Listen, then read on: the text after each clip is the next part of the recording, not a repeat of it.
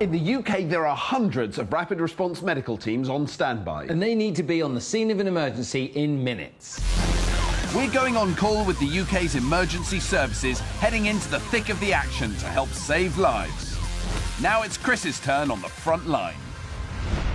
This is a rapid response vehicle, and it's designed to get a paramedic to the scene of an emergency within minutes.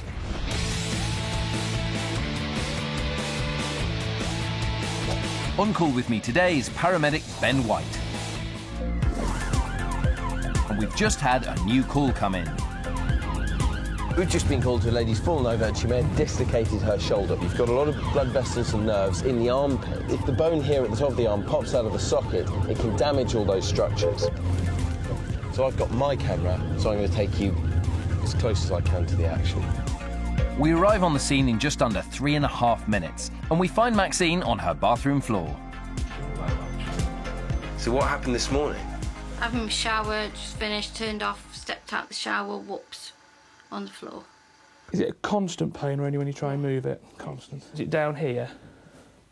It's just all my shoulder, really. All your shoulder? Ben's assessing her to see if he thinks it's bruised or broken, or if she's dislocated the joint. So if this bone at the top of the arm has actually come away from the other bone in the shoulder, it's in the wrong position. If that's the case, they can take it to hospital and just pop it back in with some painkillers. What we'll do, get some pain relief out for you. Yeah. We'll see how we go on gas and air. Yeah. Might be that we need to pop a little needle in your hand, give you something a bit stronger. Well, no, yeah, if you just hold that, just take deep breaths for us. Take nice deep breaths on that, that might make... Gas and air numbs the pain to make Maxine more comfortable while Ben checks her blood pressure.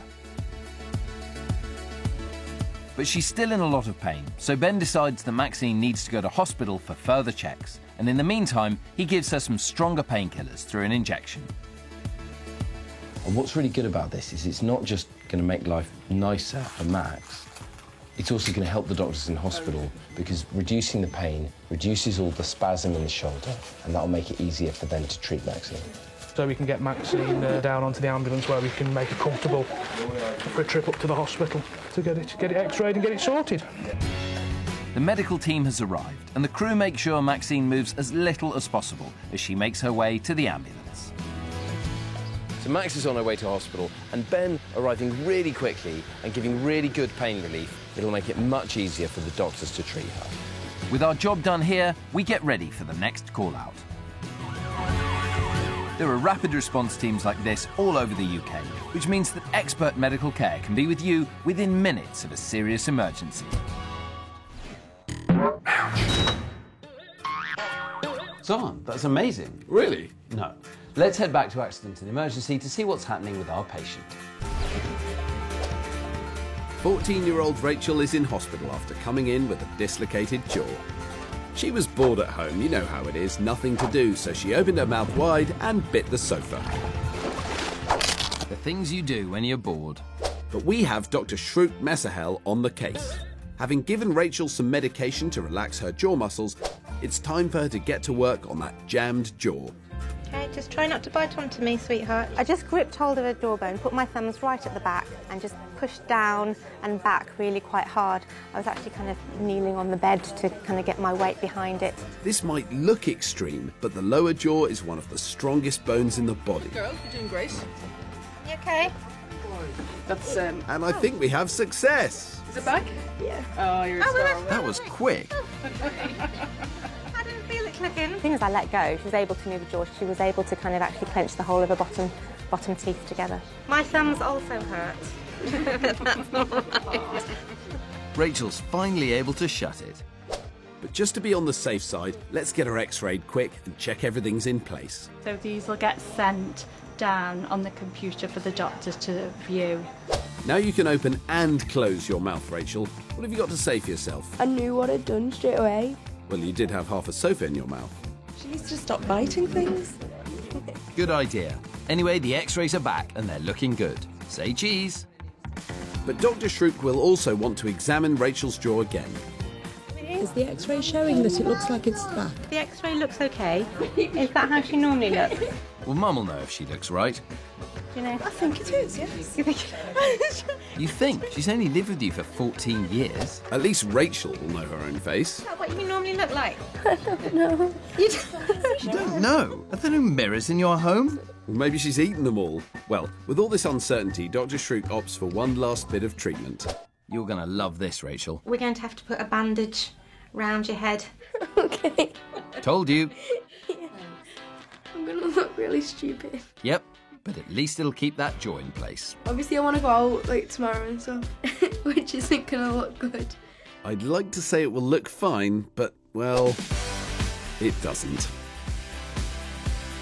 Still, your mum will make sure no one gets to see you looking like a half-dressed Egyptian mummy. Hang on, what's she doing? Stop getting your phone out taking pictures.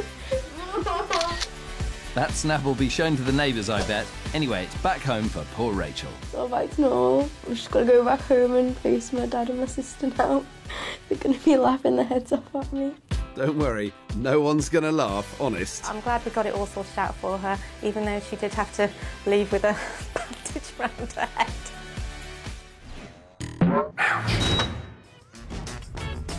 In Liverpool, Alice is back for an operation on her dodgy knee. Oh yes, I remember. She was just chilling. Oh no, you don't. We haven't got time. This is just a recap.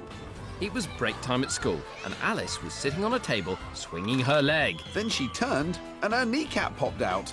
Ouch! So what is this op gonna do? Hopefully this will make my life better. And with that, Alice heads off down to theatre for an operation to rebuild her knee ligament using one of her own tendons. Now remember, your body is tied together to keep everything in place. Ligaments tie bones to bones and tendons tie muscles to bones. But Alice's ligament is damaged, making her knee wobbly and unstable. Still smiling, Alice is soon off to sleep and ready for knee fixer extraordinaire, Mr. Nick Barton Hansen. It's lights, camera, action, as Nick's using a special camera to fix Alice's knee.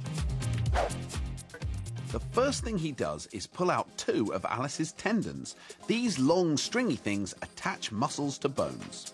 So that's going to be the new ligament when it's put in.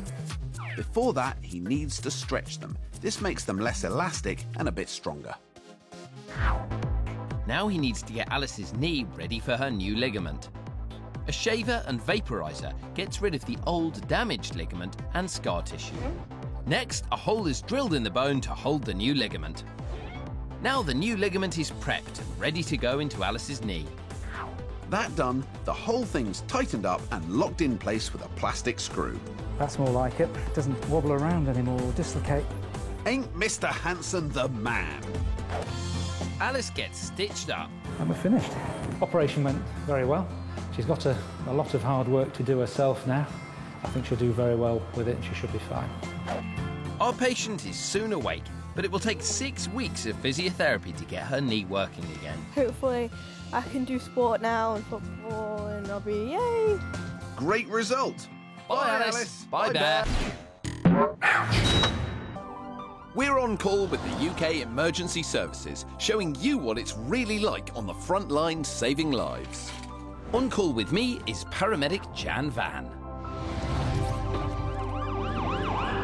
Today I'm with the West Midlands Ambulance Service and I'm in this special fast response vehicle to get you to the scene of an emergency first. Chris, wrong vehicle. Yes, this vehicle. This is the one we're using, this one, like I said. Jan alone can do 10 to 15 emergency call-outs in a day, and a new case is just in for a 76-year-old lady with a dislocated hip. We're almost there. It's amazing how quick Jan and the fast response vehicle are. Jan and I are quickly on the scene. Just went to move the cushion, and it went. So poor old Geraldine had a hip replacement, so a new hip put in just a couple of months ago. But it's already been dislocated once. And it looks like it may have gone again. Pain when I touch? A little bit. So when it dislocates, that means the top of the thigh bone comes out of the socket on the pelvis. The muscles are so strong in the leg that it's impossible to put it back in place without putting her under anaesthetic. So she is going to have to go back in and have a very small operation. And in the meantime, Jan can assess her and make sure there's no damage to any of the nerves or blood vessels and totally reassure her, make sure she's safe before she goes into hospital. Hello there, come on in. In no time at all, the ambulance has arrived to take Geraldine to hospital. We've got to do it all without causing her too much pain. So that's why we've got this chair. It's been phenomenally tough, but this is not going to be comfortable. And after some careful manoeuvring, I've got you. Geraldine is on her way. So a hip dislocation is just a phenomenally painful thing, but the amazing skill of Jan and the other paramedics is to get her onto that chair and into the ambulance without really increasing the pain. Then she can get to hospital and have the problem fixed.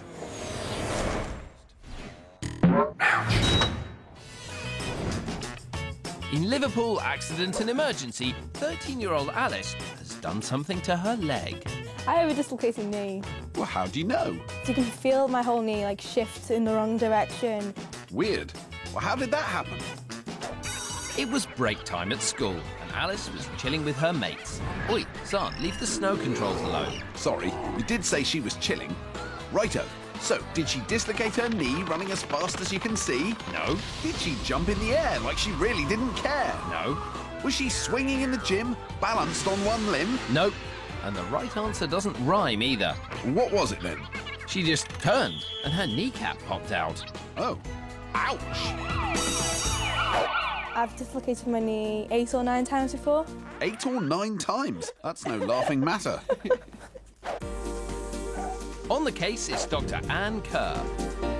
What we need to do today, I need to have a little look at it. It's going to hurt, obviously. So what we'll do is get the gas and air. Then I'll try and have a look at your knee and see if we need to straighten it up ourselves. Gas and air is a mixture of nitrous oxide and oxygen. As you breathe it in, the gas numbs the pain receptors in your brain, and it can also make you feel a bit funny. It's called a laughing gas for a reason. The laughing gas has kicked in and the pain is numbed, so the doc can get that kneecap back in place. So all we have to do really is gently straighten the knee whilst pushing the kneecap forwards into the middle of her knee. Because Alice has dislocated her kneecap so many times, she needs to come back to the hospital for a closer examination. Time for another look at the problem leg. Doing that today is surgeon Nick Barton Hansen. He's examining Alice while she's asleep under anaesthetic, so she won't feel a thing. Well, the two main tests, the first to see if her kneecap slides over to the side, which it did a bit more than the other side, and the other one to see whether the ligament's torn is. That seems to be quite wobbly. Your body is tied together to keep everything in place. Ligaments tie bones to bones, and tendons tie muscles to bones. If a ligament is damaged, it can make your body wobbly and unstable. So, what's the verdict? The reason she's been having so much trouble with that knee is because of the damage to a ligament. And that was caused by an old injury, and now her kneecap can move forward and back. So how can you help, Doc? What I'm going to do for her is to create a new ligament that can be done in one operation. Wow, amazing! We'll see how Alice gets on with that later in the show. At Alderhay Hospital in Liverpool, 14-year-old Rachel is in accident and emergency, and she simply can't shut her mouth. That's a bit rude. No, really, she can't shut her mouth. What's happened to Rachel? I think I've dislocated her jaw. Oh, I see. She's dislocated her jaw. I'm sure there's a perfectly ordinary explanation. I was biting the sofa. Biting a what? For 1 minute, I thought she said she was biting the sofa. She did. I was biting the sofa. See? She was just messing around. Just a minute. How on earth did this happen? Well, Rachel was at home, lying on her sofa, bored. There was nothing on the telly, nothing interesting to read, and nothing much to do. Or was there? Hang on, she's turned into a shark. That's because she circled the sofa like a shark circling its prey, on the hunt for something to amuse herself. Oh, right. Suddenly, she had an idea. Would her mouth fit around the edge of the sofa? There was only one way to find out. She opened her mouth wide and bit the sofa.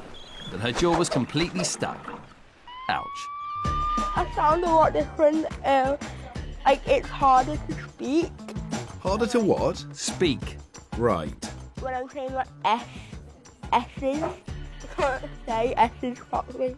Well, you do something silly once and then you learn from it. I can't believe she's done it again. You mean she's done it before? It only happened twice.